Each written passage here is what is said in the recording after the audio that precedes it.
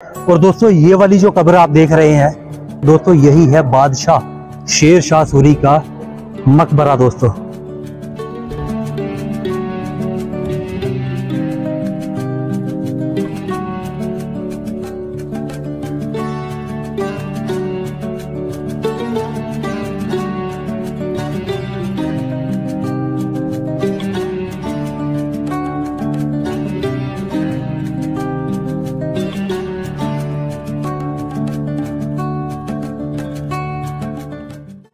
सलाम, नमस्ते, सत श्री अकाल, हेलो दोस्तों, कैसे आप सब। मैं उम्मीद करता हूँ आप सब बहुत अच्छे होंगे। दोस्तों आज मैं आप पहुंचा हूँ बिहार के रोहतासगढ़ जिले के सासाराम में, जिसे शेर शाह सूरी की नगरी भी कहा जाता है। और दोस्तों आज मैं आपको दिखाने वाला हूँ हमारे भारत के महान बादशाहों में से एक बादशाह शेर शाह सूरी का मकबरा। जी हाँ दोस्तों, मेरे पीछे जो आप ये इतना भव्य मकबरा देख रहे हैं, इसे कहा जाता है शेर शाह सूरी का मकबरा। दोस्तों शेर शाह सूरी एक इतने महान बादशाह थे जिन्होंने अपनी बहादुरी, चतुराई और बेहतर रणनीति के दम पर मुगलों को भारत छोड़ने पर मजबूर कर दिया था। जी हाँ दोस्तों, शेर शाह सूरी के इतिहास को हम और भी विस्तार से जानेंगे। दोस्तों ये जो मकबरा आप देख रहे हैं ये इंडो इस्लामिक आर्किटेक्चर है। और दोस्तों ये जो मकबरा है ये पहाड़ी बलुआ पत्थर से बनाया गया था। और साथ ही दोस्तों आप देखेंगे तो इस मकबरे के चारों तरफ जो है झील बनाई गई है, एक आर्टिफिशियल लेक है। दोस्तों चारों तरफ आप देखेंगे तो यहाँ पर पानी है और बीच में दोस्तों ये मकबरा बनाया गया है। और बीच से दोस्तों देखेंगे आप तो यहाँ से लेकर इस मकबरे पर जाने के लिए ये चैनल बनाया गया है, यानी एक ये रास्ता बनाया गया है। और दोस्तों इस मकबरे का जो एरिया है वो 1200 फीट बाय 900 फीट के एरिया में यह मकबरा बना हुआ है। दोस्तों ये 3 मंजिला इमारत है। और दोस्तों जमीन से लेकर ऊपर तक जो इसकी हाइट बैठती है वो 122 फीट है। अब दोस्तों थोड़ा सा हम आगे चलेंगे, आइए, और इसके बारे में और भी बातें जानेंगे हम। आ जाइए।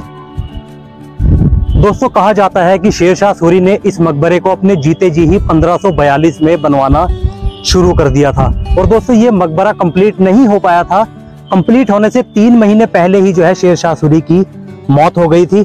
और उसके बाद 3 महीने बाद ये मकबरा बनकर तैयार हुआ था, जो शेर शाह सूरी के बेटे सलीम शाह ने तैयार करवाया था दोस्तों। और दोस्तों उस समय ये सबसे बड़ा मकबरा हुआ करता था सूरी वंश के समय में।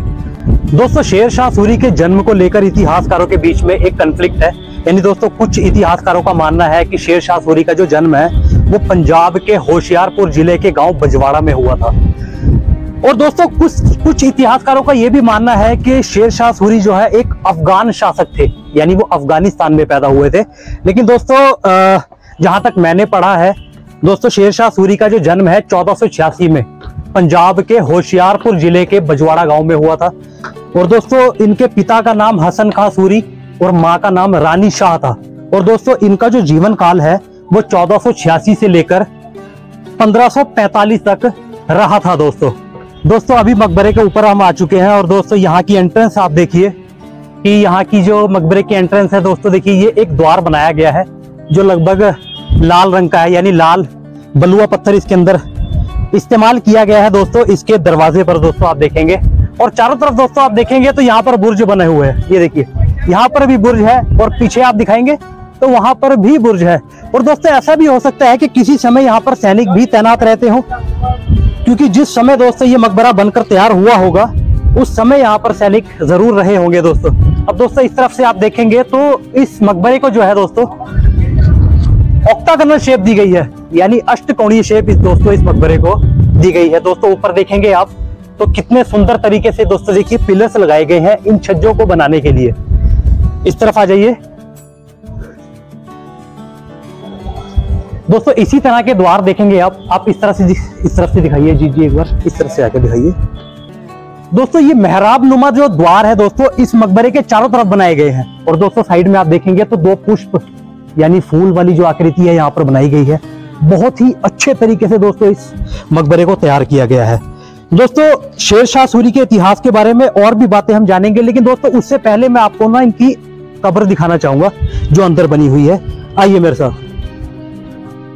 तो आइए दोस्तों शेर शाह सूरी के मकबरे पर चलते हैं, उनकी कब्र पर चलते हैं। दोस्तों यहाँ पर देखेंगे आप तो जूते चप्पल उतार कर प्रवेश करें, यहाँ पर लिखा भी हुआ है। तो सबसे पहले दोस्तों मैं आपको एक बार उनकी कब्र दिखा देता हूँ, उसके बारे में फिर मैं आपको और भी डिटेल दूंगा दोस्तों।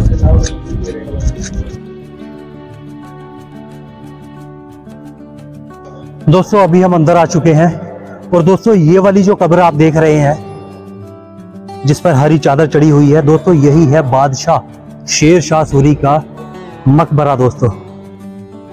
और दोस्तों यहाँ पर आप देखेंगे लोगों ने कुछ पैसे यानी चढ़ावा भी चढ़ाया हुआ है। दोस्तों बहुत महान बादशाह ये रहे हैं हमारे भारत के। और इस तरफ भी दोस्तों आप देखेंगे तो यहाँ पर भी कुछ कब्र बनी हुई है दोस्तों। ये जो कब्र आप और जो कब्र देख रहे हैं दोस्तों, ये कब्र दोस्तों इनके घर परिवार वालों की कब्रें हैं और कुछ खास लोगों की कब्र है।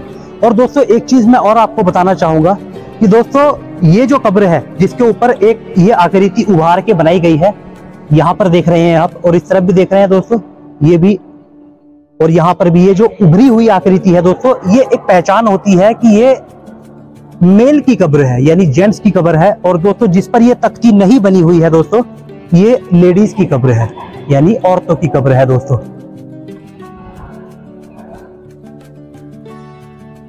और दोस्तों इस तरफ आप देखेंगे दोस्तों तो यहाँ पर भी देखिए दोस्तों कुछ कुरान शरीफ की जो आयतें हैं दोस्तों वो पत्थर पर उकेरी गई है दोस्तों बड़े ही सुंदर तरीके से। और दोस्तों ये वो हिस्सा है जहां पर बैठकर नमाज पढ़ी जाती है दोस्तों। और दोस्तों चारों तरफ से आप देखेंगे इसे देखिए गोलाकार बनाया गया है इस पूरे मकबरे को। और ऊपर का डोम आप देखिए कितना सुंदर डोम बनाया गया है दोस्तों, कितने अच्छे तरीके से जो है इस डोम को अंदर वाले हिस्से को डिजाइन किया गया है दोस्तों। चारों तरफ दोस्तों आप देखेंगे तो यहाँ पर कुछ जालियां भी बनाई गई है ताकि अंदर रोशनी आ सके और हवा भी दोस्तों अंदर आ सके दोस्तों। और दोस्तों यहाँ पर लोग लगातार आते रहते हैं, साल के 12 महीने यहाँ पर काफी ज्यादा जो टूरिस्ट है वो आते रहते हैं दोस्तों।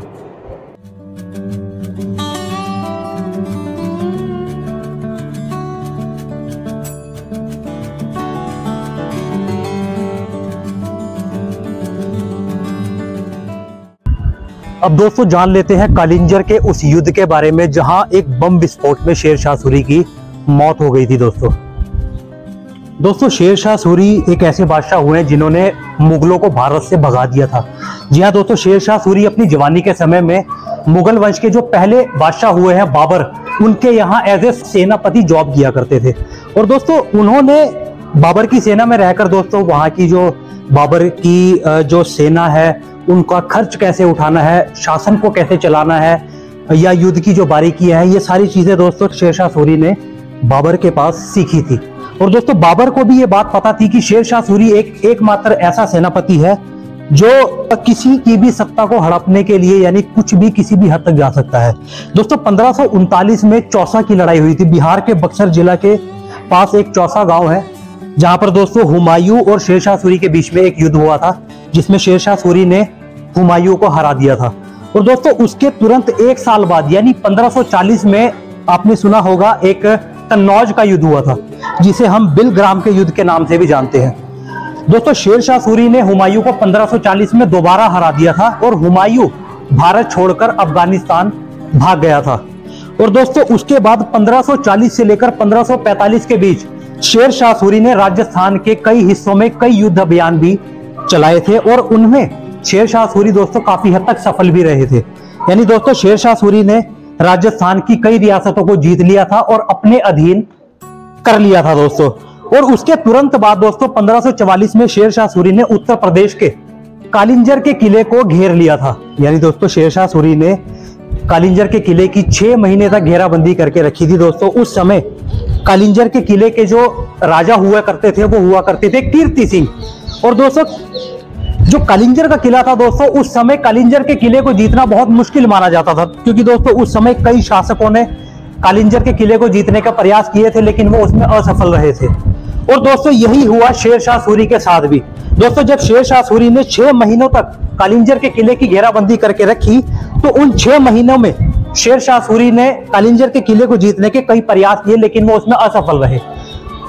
और अंत में दोस्तों जब शेर शाह सूरी के पास कोई रास्ता नहीं रहा तो शेर शाह सूरी ने 6 महीनों के बाद कालिंजर के किले की दीवारों को उड़ाने का फैसला लिया।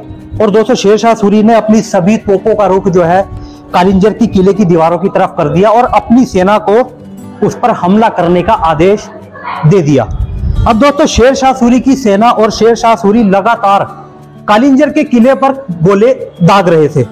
अब दोस्तों हुआ यूं कि एक गोला जो है शेरशाह सूरी की तोप के द्वारा दागा गया, वो वापस आकर शेरशाह सूरी के पास ही आकर गिर गया। यानी वहां पर गोले बारूद का एक ढेर था जिसमें दोस्तों बहुत बड़ा विस्फोट हुआ। उसमें शेरशाह सूरी का जो है, शेरशाह सूरी की जो सेना है वो काफी सारे सैनिक उसमें मारे गए और शेरशाह सूरी जो है खुद भी दोस्तों घायल हो गए।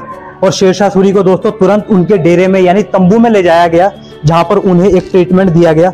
लेकिन दोस्तों कहा जाता है कि शेरशाह सूरी उस समय अधमरी अवस्था में भी दोस्तों अपनी सेना को ये हौसला दे रहे थे कि हमें किसी भी तरह करके कालिंजर के इस किले को जीतना है। और दोस्तों उनका ये हौसला रंग लाया। दोस्तों शेरशाह सूरी की जो सेना थी वो लगातार कालिंजर के किले पर गोले दागती रही और आखिरकार 22 मई 1545 की शाम सूर्यास्त से पहले दोस्तों शेरशाह सूरी की सेना ने कालिंजर के किले को जीत लिया और उस पर अपना ध्वज फहरा दिया। और दोस्तों जब कालिंजर के किले की हार और कालिंजर के किले के शासक की मारे जाने की खबर शेरशाह सूरी के पास पहुंची, तब जाकर शेरशाह सूरी ने अपनी अंतिम सांसें ली दोस्तों। और उसके बाद दोस्तों शेरशाह सूरी की गद्दी पर बैठे उनके बेटे जलाल खां, जिन्होंने 1545 से लेकर 1553 तक दोस्तों शासन किया। और उसके बाद दोस्तों कई शासक सूरी वंश के आए और गए, लेकिन कोई भी टिक नहीं पाया दोस्तों। और दोस्तों अंत में सूरी वंश के आखिरी और 7वें बादशाह बने आदिल शाह। और दोस्तों 1555 का वो दौर था जिस समय सूरी वंश पूरी तरह से कमजोर पड़ गया था दोस्तों। सारे भाइयों में आपस में दरार पड़ गई, लड़ाइयां होने लगी और इस चीज का फायदा पहुंचा दोस्तों मुगल बादशाह हुमायूं को।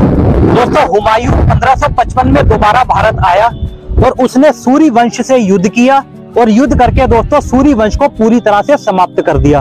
और दोस्तों पूरे उत्तर भारत में हुमायूं ने मुगल साम्राज्य की जो है स्थापना कर दी और दोस्तों सूरी वंश को जो है दोस्तों पूरी तरह से समाप्त कर दिया था दोस्तों। तो दोस्तों ये था शेरशाह सूरी का मकबरा और दोस्तों शेरशाह सूरी का पूरा इतिहास। तो दोस्तों ये पूरा मकबरा और शेरशाह सूरी का इतिहास जानकर आपको कैसा लगा मुझे कमेंट सेक्शन में बताना बिल्कुल ना भूले। और दोस्तों मैं उम्मीद करता हूँ आपको ये वीडियो पसंद आई होगी और अगर पसंद आई हो तो प्लीज इस वीडियो को लाइक एंड शेयर करें और इसी तरह के इंटरेस्टिंग वीडियोस देखने के लिए अभी हमारे चैनल रोज के ब्लॉग्स को जरूर सब्सक्राइब करें। तो दोस्तों मैं मिलता हूँ आपको जल्दी अगले किसी शानदार ब्लॉग में। तब तक के लिए यूं ही मुस्कुराते रहिए, अपना ख्याल रखिए and thank you so much.